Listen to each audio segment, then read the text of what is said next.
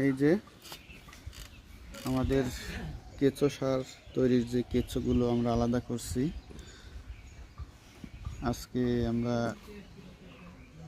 গোবরগুলো আলাদা করে নিলাম এবং কেঁচো আলাদা করছি আমাদের গাছে দেওয়ার জন্য।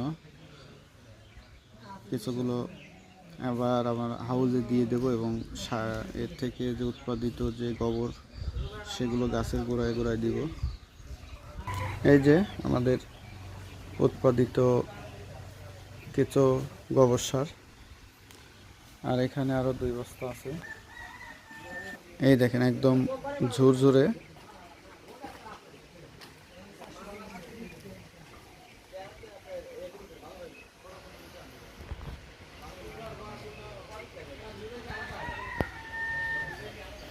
একদম ঝুরঝুরে গোবর সার।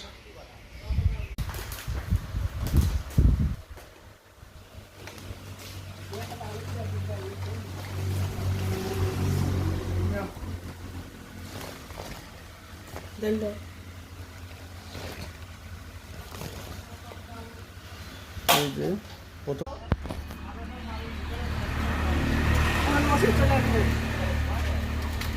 তো আসে ও আছে কাম টাম হয়ে যায় তাই রে খালি